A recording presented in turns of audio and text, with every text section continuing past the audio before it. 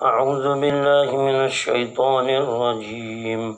بسم الله الرحمن الرحيم. قل الله أعلم بما لبثوا له غيب السماوات والأرض أبصر به وأسمع ما لهم من دونه من ولي ولا يشرك في حكمه أحدا.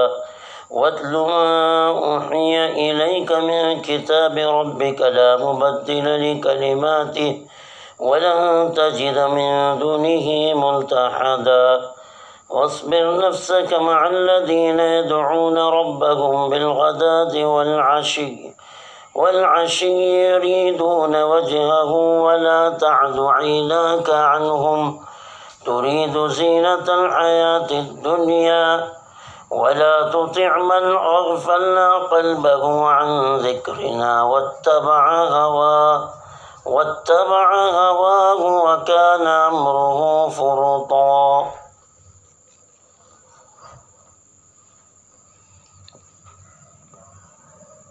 اصحاب کہف کی اس مدت کو بیان کیا گیا کہ وہ کتنے دیر رکے رہے.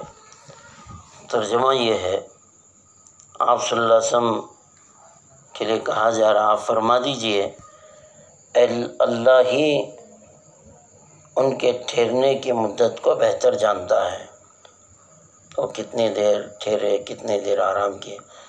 حضرت علی رضی اللہ عنہ نے فرمایا ہے، اصحاب کہف کا اگر شمسی حساب اگر کریں گے 300 برس ہوتے ہیں، اور اللہ نے قمری حساب سے 309 برس رہنے کی یہ مدت بیان کی ہے. حضرت علی رضی اللہ عنہ کی تشریح ہر 100 سال شمسی کے حساب قمری 103 سال ہوتے ہیں، تو مدت 300 سال کے 309 برس ہو گئے. یعنی حضرت علی رضی اللہ عنہ کے قول کے مطابق قمری حساب کو قرآن میں بیان کیا گیا، وہ حساب سے 309 برس ہو جائیں گے. لَهُ غَيْبُ السَّمَاوَاتِ وَالْأَرْضِ أَبْصِرْ بِهِ وَأَسْمِعْ. جو کچھ زمین و آسمان میں پوشیدہ ہیں، ان تمام چیزوں کو اللہ ہی بہتر جانتا ہے، اللہ ہی کے علم میں ہے. اور تمام چیزیں اللہ تعالیٰ کی ملکیت میں ہیں، اور اللہ تعالیٰ سب سے بہتر عجیب دیکھنے والا اور سننے والا ہے. یعنی اللہ تعالیٰ سب سے زیادہ بینا ہے اور سب سے زیادہ اچھا اور بہتر سننے والے ہیں. اللہ تعالیٰ کو سننے میں اور دیکھنے میں کوئی چیز مانے نہیں ہے. وہ باریک سے باریک چیز ہو یا بڑی سے بڑی چیز ہو، پوشیدہ ہو یا ظاہر ہو، ان تمام چیزوں کو اللہ تعالیٰ اپنے علم میں رکھتے ہیں اور جانتے ہیں اور سنتے ہیں. آگے قرآن میں فرمایا مَا لَهُم مِّن دُونِهِ مِن وَلِيٍّ وَلَا يُشْرِكُ فِي حُكْمِهِ أَحَدًا. زمین و آسمان والوں میں، زمین و آسمان کے لیے اللہ کے سوا کوئی نگہبان اور کارساز نہیں ہے،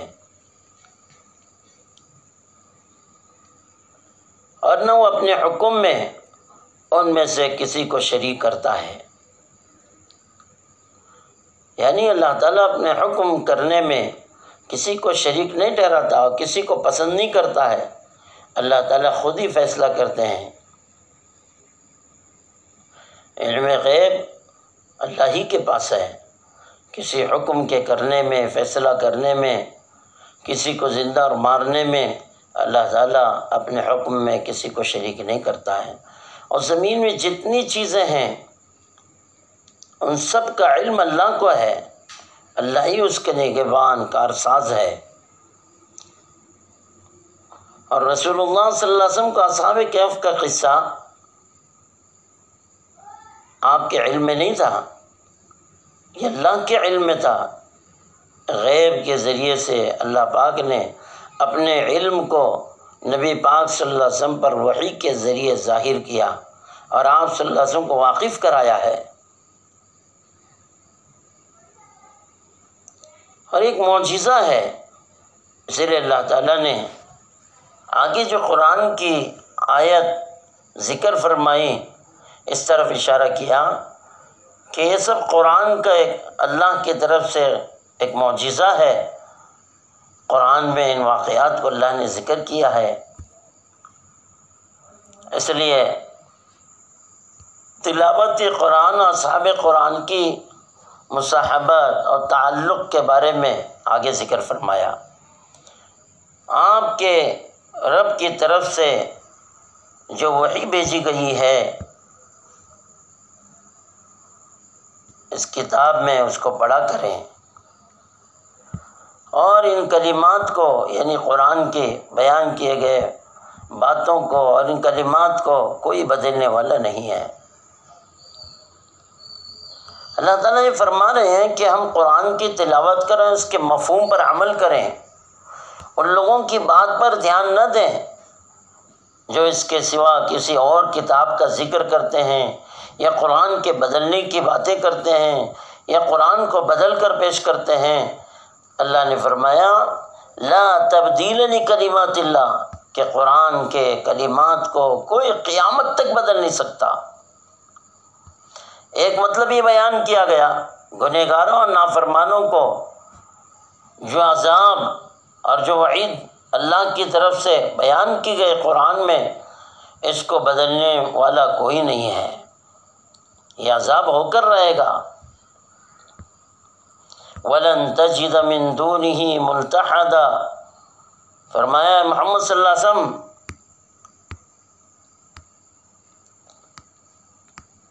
آپ اگر قرآن پر نہ چلیں تو اللہ کے سوا آپ کو کوئی پناہ دینے والا نہیں ہے، پناہ کی جگہ نہیں ہے، یعنی قرآن ہی حفاظت کی جگہ ہے۔ قرآن پر عمل کرنا ہر مسلمان کا یہ فریضہ ہے۔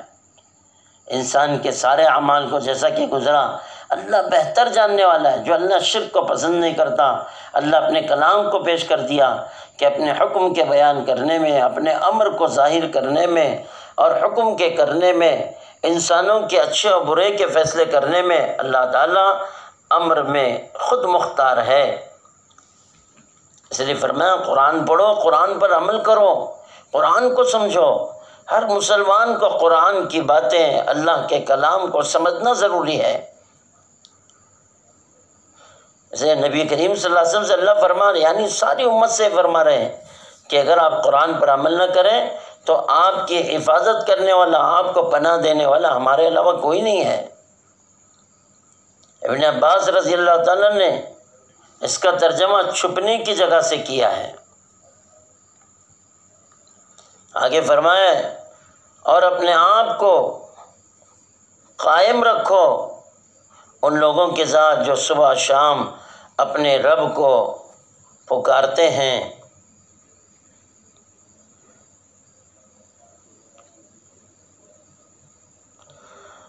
اور اپنے رب کی خوشنودی انہیں مقصود ہے، ان کے علاوہ کوئی غرض نہیں ہے۔ یعنی صبح شام اللہ تعالیٰ کی تسبیح بیان کرنے والے، دین کی محنت کرنے والے، دین کی دعوت دینے والے، اللہ نے فرمایا کہ ان کے ساتھ اپنے آپ کو جوڑے رکھو، ان کو اپنے ساتھ جوڑے رکھو، اپنے آپ کو ان کے ساتھ جوڑے رکھو کہ ہمارا عبادت کے علاوہ کوئی غرض نہ ہو۔ جس طرح وہ لوگ جو صبح شام اللہ کی دین کی فکروں میں، عبادت میں، ذکر میں لگے ہوئے ہیں، وہ اللہ کی خوشنودی کے علاوہ کچھ نہیں چاہتے ہیں، ان کی کوئی غرض نہیں ہے۔ اسی طرح ہر مسلمان بغیر کسی چاہت کے اور کسی غرض و غایت کے اللہ کی خوشنودی کے علاوہ کوئی غرض نہ ہو۔ فرمایا ایسے لوگوں سے جڑے رہو دینداروں سے، علماء سے اور دین کی محنت کرنے والوں سے، دعوت کے کام کرنے والوں سے اور مسجد میں اپنے آپ کو بٹھائے رکھنے والوں سے، قرآن کے پڑھنے والوں سے اور مکاتب والوں سے، ان سب سے یہ فرمایا کہ اپنے آپ کو جوڑے رکھو۔ اس آیت کے بارے میں فرمایا اس آیت کے نزول کی وجہ عیینہ مسلمان ہونے سے پہلے رسول اللہ صلی اللہ علیہ وسلم کی خدمت میں حاضر ہوئے ہے۔ اس وقت آپ صلی اللہ علیہ وسلم کے پاس کچھ غریب مسلمان آپ کی خدمت میں تشریف رکھتے تھے، جن میں سلمان فارسی رضی اللہ تعالیٰ عنہ ایک چھوٹی سی چادر اوڑھے ہوئے تھے، آپ کو پسینہ بھی آ رہا تھا۔ عیینہ بولا محمد صلی اللہ علیہ وسلم سے کہ آپ کو ان لوگوں کی بدبو سے تکلیف نہیں ہوتی؟ ہم تو قبائل مضر کے سردار ہیں، بڑے لوگ ہیں، اگر ہم مسلمان ہو گئے تو یہ ہمارا قبیلہ سب مسلمان ہو جائے گا، لیکن ہم کو آپ کی اتباع کرنے میں ایسے لوگوں کی وجہ سے رکاوٹ طبیعت میں محسوس ہوتی ہے، آپ ان کو ہٹا دیں، ہم آپ کی اتباع کر لیں گے۔ تو یہ آیت عیینہ کے اس مجلس میں آنے پر اللہ تعالیٰ نے نازل فرمایا کہ عیینہ کی بات کو نہ مانے، بلکہ اپنے آپ کو ان غریبوں کے ساتھ، دینداروں کے ساتھ، دین کی فکر کرنے والوں کے ساتھ اپنے آپ کو جوڑے رکھے۔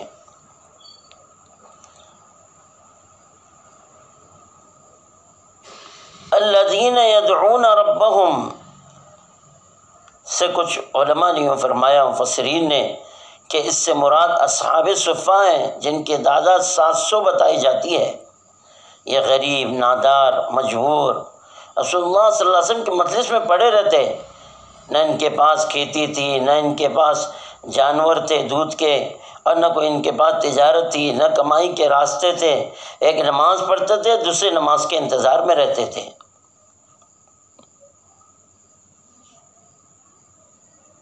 تو رسول اللہ صلی اللہ علیہ وسلم نے جب یہ آیت نازل ہوئی تو فرمایا کہ تم خوش ہو جاؤ،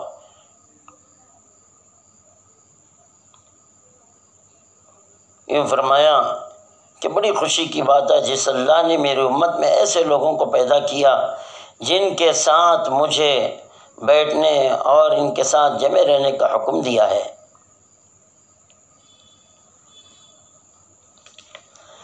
آگے فرمایا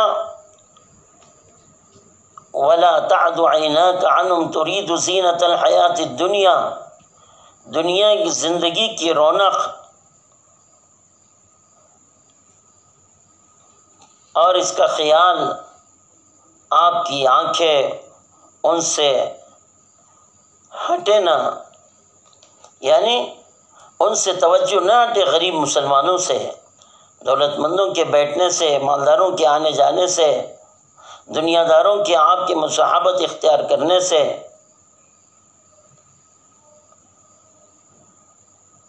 آپ ان نادار اور مجبور اور غریب مسلمانوں سے اپنی آنکھیں نہ پھیریں۔ وَلَا تُطِعْ مَنْ أَغْفَلْنَا قَلْبَهُ عَنْ ذِكْرِنَا، آگے فرمایا جس کے دل کو ہم نے اپنی یاد سے غافل کر دیا ہے یا غافل بنا دیا ہے، اس کے کہنے پر نہ چلو، اس کی اطاعت نہ کرو، اس کی بات نہ مانو۔ یعنی جس کا دل اللہ کی یادوں سے غافل ہے، اس کی بات ماننے سے منع کیا گیا۔ علماء مفسرین نے فرمایا اس سے مراد عیینہ ہے، لیکن ایک روایت فرمایا حضرت ابن عباس کا قول نقل کیا ہے، اس سے امیہ بن خلف ہے۔ امیہ نے رسول اللہ صلی اللہ علیہ وسلم سے درخواست کی تھی ان فقیروں کو اپنے پاس سے ہٹا دو، سرداران مکہ کو اپنے پاس لاؤ، بٹھاؤ۔ تو اللہ تعالیٰ کو یہ بات پسند نہیں آئی، اسے اللہ پاک نے آیت نازل فرمایا کہ ایسے غافل لوگوں کے جن کے دلوں کو اللہ نے غافل کر دیا، ان کی بات نہ مانیں، بلکہ وہ لوگ جو ہمیشہ اللہ کی یادوں میں رہتے ہیں ان کے پاس، جیسے سلمان فارسی رضی اللہ تعالیٰ عنہ، ایسے لوگوں کے پاس اپنے آپ کو بٹھائے رکھو۔ واتبع ہواہ، اور وہ اپنی خواہش پر چلتے ہیں، یعنی وہ سرداران قریش وہ اپنے خواہش پر چلنے والے ہیں۔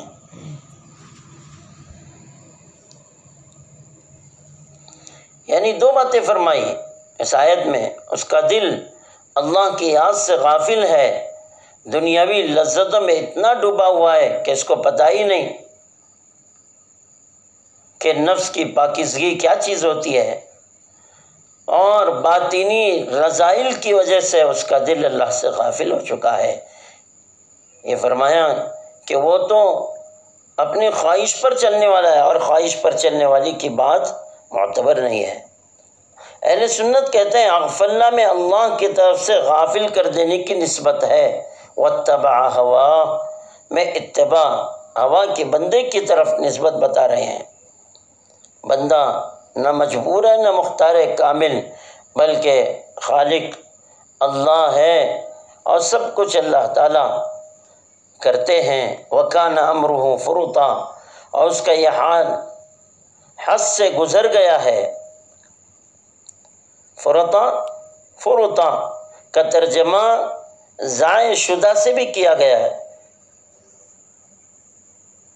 یعنی جس آدمی نے اپنے حالات کو اتنا برا بنا دیا کہ وہ تو حد سے گزر چکا ہے، اللہ کی نگاہ سے گر چکا ہے، ایسے لوگوں کی بات نہ مانے۔ اپنے آپ کو، یعنی اس طرف اشارہ ہے کہ وہ لوگ ذکر والے، دعا والے، مسجد والے، اعمال والے، فکر والے، دعوت والے، عبادت والے، ایسے لوگوں کے پاس اور علماء کی صحبت، علماء کی مجالس اور قرآن کے پڑھنے پڑھانے والے اور دین کی محنت کرنے والوں کے ساتھ اپنے آپ کو بٹھائے رکھو، جوڑے رکھو۔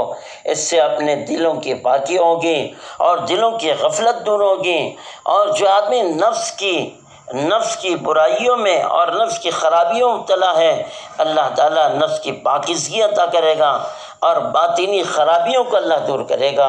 ہر مسلمان کو ایسے لوگوں کے پاس، یعنی دینداروں کے پاس، علماء کے پاس اور پڑھنے پڑھانے والوں کے پاس اور مکاتب کے اور پڑھنے پڑھانے والے علماء کے پاس اور دعوت کے دین کی فکر کرنے والے داعیوں کے پاس، دعوت کی فکر میں لگے رہنے والے اور مسجد سے جڑے رہنے والے ان کنٹوں کے پاس، یعنی ان مضبوط رہنے والوں کے پاس اپنے آپ کو بٹھائے رکھنے کی ضرورت ہے۔